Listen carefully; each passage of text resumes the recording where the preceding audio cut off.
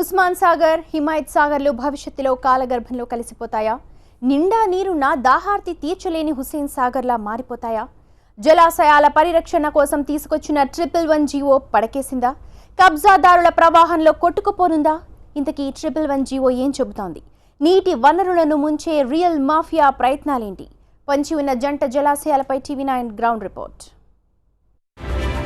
ఉస్మాన్ సాగర్, హిమాయత్ సాగర్ నగరానికి తాగునీటిని అందిస్తున్న 7 ప్రధాన మంచినీటి వనరుల్లో ప్రధానమైనవి. ఉస్మాన్ సాగర్కు మరో పేరు గండిపేట చెరువు.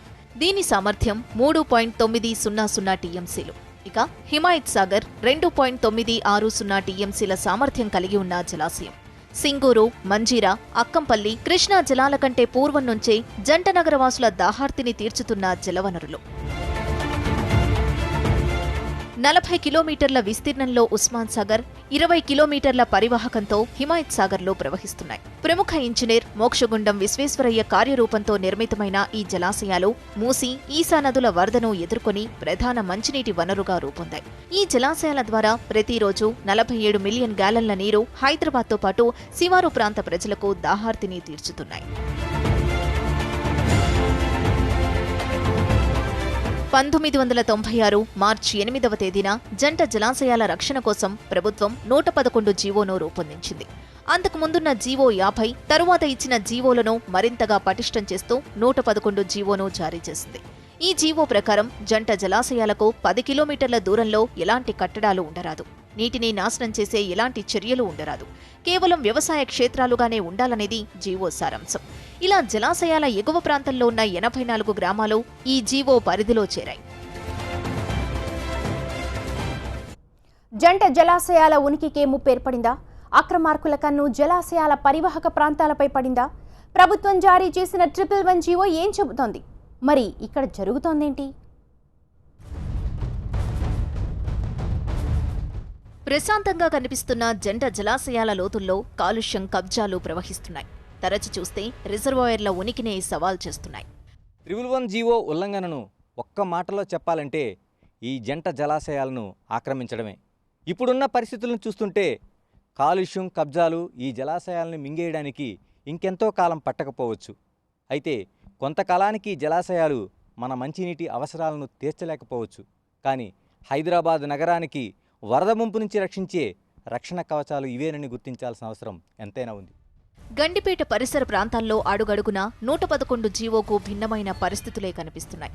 జీవో అమల్లో ఉన్న 10 కిలోమీటర్ల పరిధిలోనూ ఇదే దుస్థితి. 1996లో జారీ చేసిన జీవో చెప్పిన ఆనవాళ్లు ఎక్కడా కనిపించవు. పక్కా బిల్డింగ్లు, బహుళ అంతస్తులు, రిసార్టులు, కాలేజీలు, ఫ్యాక్టరీలే కనిపిస్తాయి. చివరికి జలాశయానికి అడ్డుకట్ట వేసినట్టుగా రోడ్ల నిర్మాణాలు సాగాయి. ఒక్క గండిపేట జలాశయం చుట్టుపక్కలే 100కు పైగా ఆక్రమణలు జరిగాయని ప్రభుత్వమే అధికారికంగా అంగీకరిస్తోంది. అయితే అనధికారికంగా వేల సంఖ్యలో ఉల్లంఘనలు కనిపిస్తాయి. అభివృద్ధి కార్యక్రమాల పేరుతో వేస్తున్న రహదారులు గండిపేట రిజర్వాయర్ ప్రాంతంలో ఉన్న రైతాంగాన్ని నిలువునా ముంచేస్తున్నాయి. చేతికొచ్చిన పంట చేజారిపోతున్నాయని రైతులు ఆవేదన వ్యక్తం చేస్తున్నారు. మాకు నష్టపరిహారము ఇస్తారంట అని చెప్పి మేము ఊకున్నాము. మాకు 1 రూపాయి ఇవ్వడం లేదు. మళ్ళీ మేము చేసుకున్న పంట కూడా మొత్తం ఖరాబ్ చేసిపోయారు. మళ్ళీ కడీలు కాడికి ఓడిపోయారు, కడీలు పెంచింగ్ పోయారు, అంతా ఓడిపోయారు. ఇక ఎన్ని బస్తాలు పండేది మీకు? మేము 1 ఎకరానికి 35 బస్తాలు తీసుకుంటాము. అగోసారి ఇప్పుడు పంట ఉన్నది కదా, పంట మొత్తం నీళ్ళు అందులో బండి దిగబడ్డది. ఆ పంట అక్కడనే అందులోకే పోయింది. అంటే మాకు ఆల్రెడీ బోర్ ఉన్నది. అంటే బోరు మా ఊరు నీళ్ళు తెచ్చి ఇగో ఇక్కడనే వేసారు. అదే ఇది తీసుకుపోయి పైప్ లైన్ తీసుకుపోయి ఆడదాకా వేస్తామని చెప్పారు. కానీ మాత్రం ఇవ్వడం లేదు. అప్పుడు పూర్తిగా అన్నారు కానీ మాత్రం చేయలేదు. ఇక వెళ్ళిపోయారు వాళ్ళు. అగోం సార్, మీకు అయితే కనబడుతుంది కదా సార్, అట్లే ఉంది. 30,000 పెట్టినాము. మళ్ళా మందులకు దానికో 10,000, 40,000 దాకా అయినాయి. ఇక లాగోడి అదంతా ఏం లేదు, గడ్డి అంతా పోయింది. బురద మిషన్ రాక దిగిపోయింది. అంతా బురదలనే పోయింది. ఇప్పుడు మాకు కాలు ఒడ్లే వచ్చినాయి, గోదలు ఉన్నాయి. మాకు ఎందుకు జరిగినాయి అంటే ఈ మోర్లీలు వచ్చినాయి అంతే. ఈ రోడే ఇప్పుడు అక్కడ వచ్చి రోడ్డు నీళ్లు అక్కడ తవ్వ చేసి అక్కడ వెళ్ళిపోయినాయి. లేకుంటే నీళ్ళు వెళ్ళిపోతాయి. ఇట్లనే వెళ్ళిపోతుండే. మరి ఎలా బ్రతుకుతావు ఇప్పుడు పంట ఎలాగా? పంట ఎలాగా అంటే మళ్ళీ మేము ఏం చేయాలి సార్? ఇక మేము ఈయన తాన పాలు చేస్తాను నేను పెట్టిన లాగోడు ఇప్పుడు నేను మునిగిపోయేటట్టు అయిపోయింది. ఇప్పుడు బాగానే పైసలు ఖర్చు అయినాయి. ఏం చేయాలి? మేము కూలినాలు చేసుకొని ఇక ఈడ బటాకు చేసుకుంటున్నాం. మరి బ్రతికే పరిస్థితి ఉంది ఎలా ఉంటే? ఏం చేయాలి మళ్ళీ? ఇక మీరు చూడాలి. ఇక మేమేం మాట్లాడాలి సార్? ఇక హిమాయత్ సాగర్ గండిపేట రిజర్వాయర్కు ఏమాత్రం భిన్నంగా లేదు. ఇక్కడ కూడా పూర్తి స్థాయిలో కబ్జాలు కొనసాగుతున్నాయి.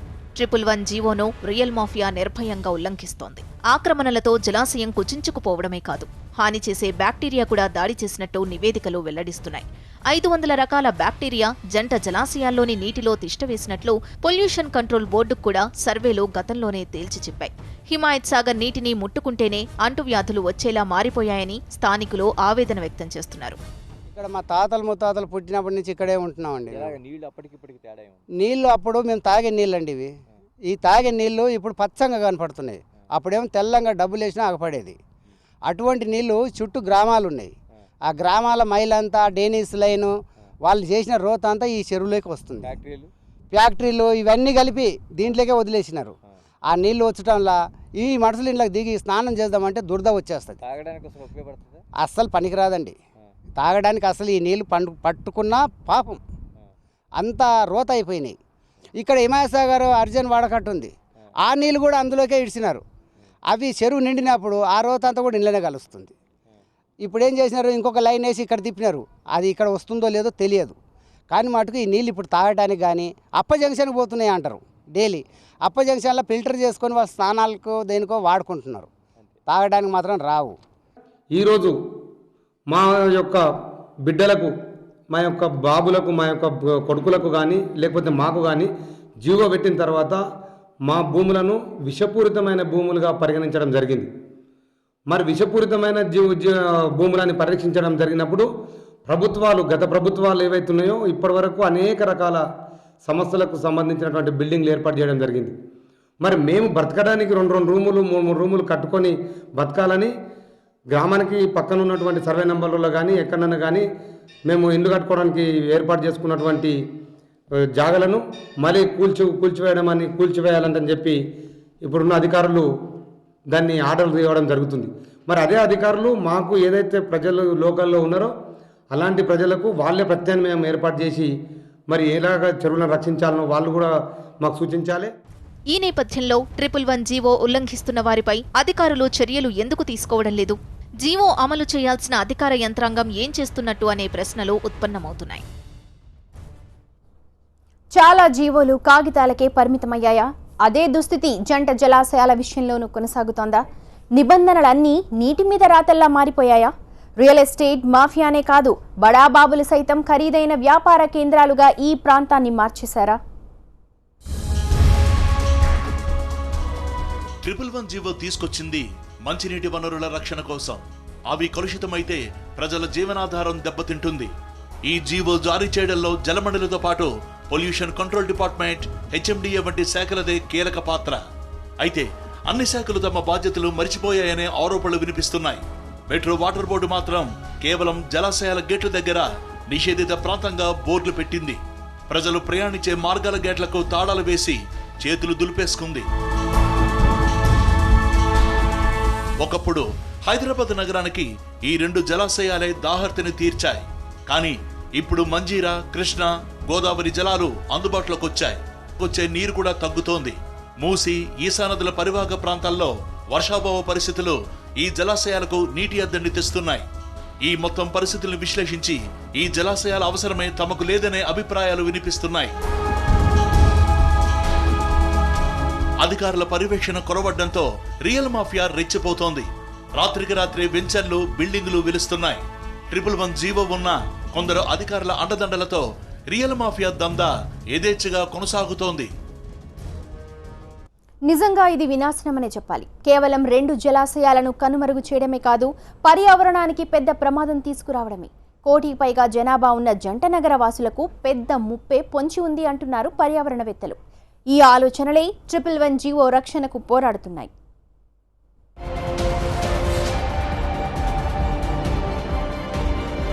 ఇక్కడ కనిపిస్తున్న ఈయన పేరు కెప్టెన్ రామారావు. జంట జలాశయాల రక్షణ కోసం రాజీలేని పోరాటం చేస్తున్నారు. ఉస్మాన్ సాగర్, హిమాయత్ సాగర్లను కాపాడాలని అధికారుల్ని కలిసి విజ్ఞప్తి చేశారు. జలాశయాల పరిరక్షణ కోసం స్థానికులంతా 111 జీవోను పాటించాలని కోరుతున్నారు. జీవో జారీ చేసింది ఏ పార్టీ, ఏ ప్రభుత్వమని చూడకుండా జలాశయాల పరిరక్షణే ముఖ్యమంటున్నారు కెప్టెన్ రామారావు. భూమి విలువ పెరగడంతో రియల్ వ్యాపారుల కన్నుపడి జలాశయ పరివాహక ప్రాంతాలను అక్రమంగా ఆక్రమిస్తున్నారని ఆయన ఆరోపించారు. 100 సంవత్సరాలైనా మోర్చకుండా విశ్వేశ్వరయ్య హైదరాబాద్ వాస్తవులు పూజించుకుంటున్నారు, ఆయన గుర్తుంచుకుంటున్నారు. So you will also be remembered, but for a wrong reason. ఆయన మంచి పని చేశాడు కనుక ఆయన గుర్తుంచుకుంటున్నారు. ఇప్పుడున్నటువంటి ప్రభుత్వంలో ఉన్న వాళ్ళని గుర్తుంచుకుంటారు, ఎందుకంటే మీరు ఆ రెండింటిని నాశనం చేస్తున్నారు కనుక దాన్ని మేము గుర్తుంచుకుంటారు ఫర్ ఎ రాంగ్ రీజన్. కనుక ఆ చెడు పేరు మీకు రాకుండా కాపాడుకోండి అని చెప్తున్నాను. 111 జీవో ఉల్లంఘనలపై సవాల్ చేస్తూ అనేక మంది పర్యావరణవేత్తలు అత్యున్నత న్యాయస్థానాన్ని ఆశ్రయించారు. ఈ జీవో ఉల్లంఘనలను పరిశీలించిన సుప్రీంకోర్టు ధర్మాసనం కీలకమైన తీర్పునిచ్చింది. అది కేవలం 2 జలాశయాలకే కాదు, అన్ని మంచినీటి వనరుల పరివాహక ప్రాంతాలకు వర్తిస్తుందంటూ తీర్పునిచ్చింది. దీన్ని రాజ్యాంగ నిర్ణయంతో సమానంగా చూడాలంటున్నారు పర్యావరణవేత్తలు. సో బేసికలీ 2 రిజర్వాయర్స్ యొక్క the health of the reservoirs is very seriously affected. ఈ విషయమై పొల్యూషన్ కంట్రోల్ బోర్డే, ఆంధ్రప్రదేశ్ PCB వాళ్ళే ఈ వైలేషన్స్ మీద కోర్టుకు పోయారు. దాంతోపాటు eminent citizens like MV Naidu గారు, మా సీనియరు, ఆయన చాలామంది పోయినారు. I'm also one of the signatories. We all went to the Supreme court, right? Supreme court ఒక ల్యాండ్ మార్క్ జడ్జిమెంట్ ఇచ్చింది. ఆ జడ్జిమెంట్ ప్రకారంగా ఏంటంటే, అంటే దాన్ని ఏమంటారంటే సుప్రీంకోర్టు లాంగ్వేజ్లో they have applied the precautionary principle. అంటే ముందు జాగ్రత్త చర్యగా ఆ జీవో 111లో ఉన్న 10 kilometre radius and from the 10 kilometre distance from the back waters ఏదైతే ఉందో అక్కడ ఎలాంటి పొల్యూటింగ్ యాక్టివిటీ ఉండొద్దు. an activity which will not sustain the health of the water bodies. అలా జరగొద్దు అని సుప్రీంకోర్టు ముందు జాగ్రత్త చర్యగా ఒక ల్యాండ్ మార్క్ జడ్జిమెంట్ ఇచ్చింది. Right now the supreme court judgement is there. అయితే నీటి వనరుల మాట పక్కన పెడితే ఈ 2 జలాశయాల విషయంలో సుప్రీంకోర్టు ఇచ్చిన తీర్పు ఎంతవరకు ఉపయోగపడుతోంది? రియల్ మాఫియాల కబ్జాల పర్వానికి ఎంతవరకు బ్రేకులు వేయగలుగుతాయి?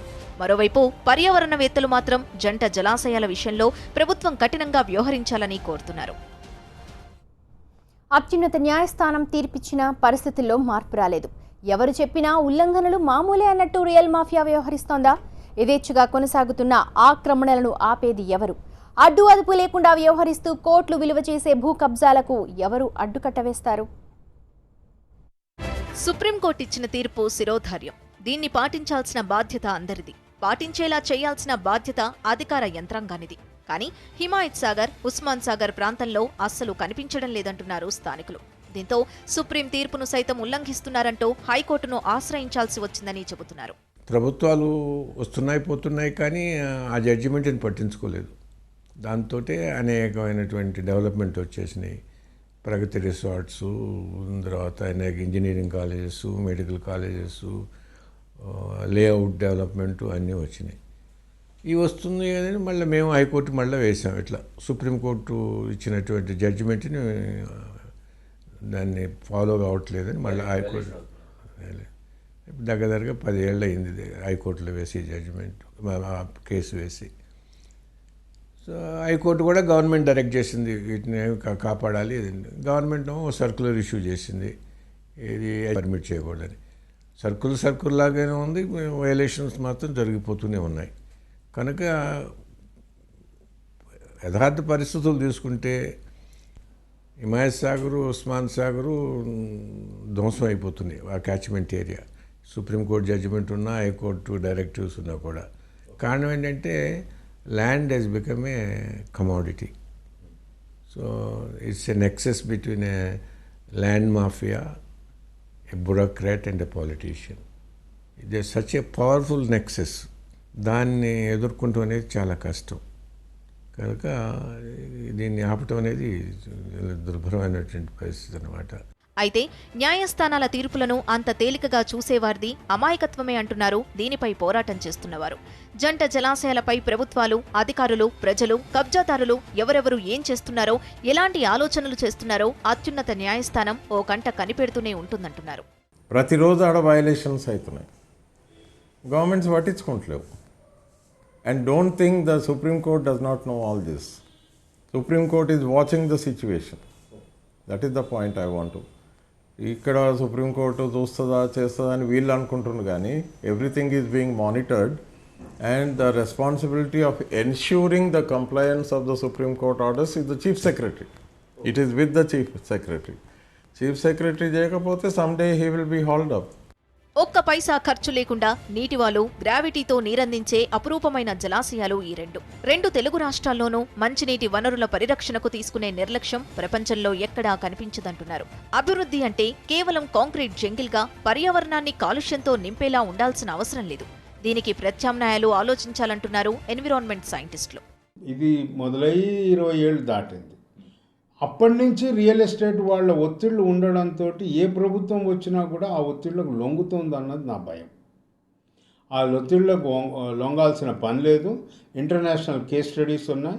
మన దేశంలోనే ఇలాంటి జలాశయాల పరివాహక ప్రాంతాలు వాడుకదారులు, users and catchment area farmers, మనకు ట్రెడిషనల్గా కూడా ఎన్నో అగ్రిమెంట్స్ ఉన్నాయి. వీటిని మనం చూడొచ్చు, కొత్త విధానాలను తీసుకురావాలి. ముఖ్యంగా ఈ 2 జలాశయాలు 0 కరెంటుతో రన్ అవుతాయి. ఇది దేశంలో చాలా మంచి ఎగ్జాంపుల్. ఇది కరెంట్ వాడదు, కరెంట్ ఉత్పత్తికి దోహదపడదు, కార్బన్ అసలు ప్రొడ్యూస్ చేయదు, పూర్తి గ్రావిటీ మీద వెళ్తుంది. జీరో కరెంటుతో వస్తున్నదని మనం దీనికి ఎంతగానో మనం చూపించుకోవడానికి గర్వకారణంగా ఒక హెరిటేజ్ స్ట్రక్చర్గా మనం చూపించుకోవచ్చు మన భావి తరాలకి. అంతేనే కానీ ఇక్కడ ఇది పనికిరాలే, ఇవాళ ఇది పనికిరాదండి, రేపు మంజీరా పనికిరాదు. మంజీరా ఆల్రెడీ మనం కంట్రోల్ చేయలేకపోతాం.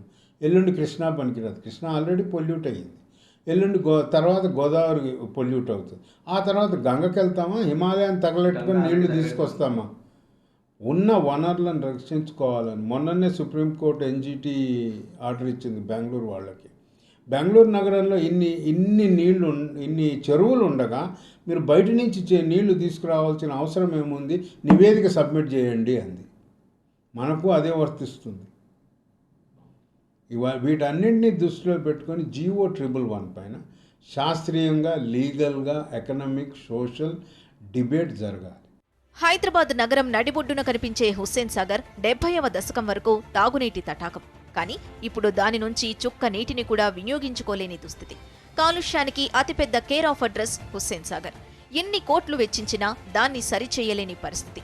రేపటి రోజున ఈ 2 జలాశయాలకు ఇదే గతి పట్టబోతోందనే హెచ్చరికలు ఆందోళన కలిగిస్తున్నాయి. హుస్సేన్ సాగర్ నీళ్లు ఒకప్పుడు Begumpet airport road, governor Raj Bhavan ముందరున్నటువంటి రోడ్డుకు టచ్ అవుతూ ఇటు దిక్కు మింట్ కాంపౌండ్కు నీళ్లు తాకేది మేము చూసినాం చిన్నప్పుడు. ఇవన్నీ మనం హుస్సేన్ సాగర్లో లేక్ బెడ్, దాని లేక్ బెడ్లో రోడ్లు వేయడం అంటే దానికి వీ హ్యావ్ వర్చువలీ డిస్ట్రాయిడ్. అయితే ఉస్మాన్ సాగరు, హిమాయత్ సాగర్ కూడా మరో హుస్సేన్ సాగర్ కావద్దని చంద్రబాబు గారి టైంలో ఆయన GO 111 తెచ్చింది. ఆ బిల్లు, ఆ జీవో తెచ్చే క్రమంలో వాళ్ళు కొంత డ్రాఫ్టింగ్లో కొన్ని చిన్న తప్పులు ఉన్నాయి, కానీ but actually the spirit with which GO 111 was brought, దాని స్పిరిట్ ఏంటంటే, దాని ఇంటెన్షన్ ఏంటంటే to protect Osman Sagar, Himayat Sagar. 111 GO అంటే కేవలం 2 జలాశయాల రక్షణ ఒక్కటే కాదు, ప్రజలకు జీవనాధారమైన మంచినీటి రక్షణతో పాటు పర్యావరణాన్ని కాపాడటమేనంటున్నారు పర్యావరణవేత్తలు. జంట జలాశయాల్లో ఒకటైన ఉస్మాన్ సాగర్ అంటే గండిపేట చెరువుగా పిలిచే పరివాహక ప్రాంతంలో ఉన్నాం. మనం ఒక్కసారి గండిపేట చెరువును చూడొచ్చు. దాదాపుగా 4 TMCల నీటి సామర్థ్యంతో ఉండే ఈ గండిపేట చెరువు పరివాహక ప్రాంతాన్ని మనం ఒకసారి పరిశీలిస్తే 111 జీవో ఇంప్లిమెంటేషన్ ఎంతవరకు అవుతుందనే దానికంటే ఎంతవరకు కావటం లేదనేది మనకు స్పష్టంగా కనిపిస్తోంది. మనం చూడొచ్చు, FTL లెవెల్కి పూర్తిగా ఆనుకుని ఉన్న గ్రామాలను చూడొచ్చు మనం.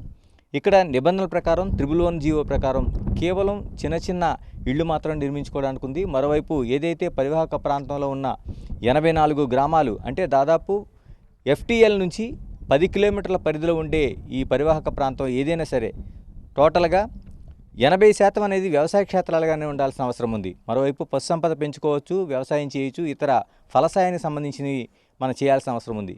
కానీ మనం దూరంగా ఉండే ఆ గ్రామాలను చూస్తుంటే మనకు అర్థమవుతుంది. పూర్తిగా మల్టీ స్టోరేడ్ భవనాలతో మనకి ఈ గ్రామాలన్నీ కనిపిస్తున్నాయి. మరోవైపు చిన్న చిన్న అపార్ట్మెంట్లు, విల్లాలు సైతం వెలుస్తున్నాయి. కొంచెం మనం ఇంకా FTLకి అంటే ఆనుకొని మనకి గండిపేట చెరువును ఆనుకున్న ప్రాంతం చూస్తే కేవలం లేక్ వ్యూ గెస్ట్ హౌస్లుగా కనిపిస్తున్న దృశ్యాలు అయితే మనకు కనిపిస్తున్నాయి. అంటే ఇలా ఎక్కడ చూసుకున్నా మనకి గండిపేట కావచ్చు, లేకపోతే హిమాయత్ సాగర్ కావచ్చు, ఈ రెండు ప్రాంతాల్లో కూడా జంట జలాశయాల్లో ఏ పరివాహక ప్రాంతంలో చూసుకున్నా పూర్తి వైలేషన్స్ అంటే మెడికల్ కాలేజీల నుంచి ఇంజనీరింగ్ కాలేజీల వరకు పూర్తి స్థాయిలో వైలేషన్స్ అనేవి మనకు కనిపిస్తున్నాయి. మరోవైపు ప్రభుత్వం కూడా చాలా చోట్ల అంటే తనకు సంబంధించిన డిపార్ట్మెంట్లు కావచ్చు, లేకపోతే ఇతర గృహ సముదాయాలు కావచ్చు కూడా ప్రభుత్వం కూడా పూర్తిగా వైలేషన్ చేసిన దాఖలాలు అయితే మనకు కనిపిస్తున్నాయి. గండిపేట పరివాహక ప్రాంతంలోనే పూర్తిగా రాజీవ్ గృహకల్ప అనేది చూసుకుంటే మనకి దాదాపు 4 అంతస్తుల భవన సముదాయంతో కొన్ని ఎకరాల్లో మనకి నిర్మాణం జరిగినట్లుగా మనకి పూర్తిగా కనిపిస్తుంది. ఇలాంటి నిర్మాణాలన్నీ కూడా పూర్తిగా ప్రభుత్వం ఒకవైపు ఈ జీవోని ఉన్నా సరే ఉల్లంఘించిన దాఖలాలు ఉన్నాయి. దీనికి 90% ప్రైవేటు వ్యక్తులు పూర్తిగా ఉల్లంఘన చేస్తున్న పరిస్థితులు అయితే మనకి ఈ ఇంప్లిమెంటేషన్లో కనిపిస్తోంది. ఏదేమైనా ఈ మొత్తానికి 111 జీవో ఇంప్లిమెంటేషన్ అనేది ఎక్కడా మనకి మచ్చుకైనా కనిపించడం లేదు.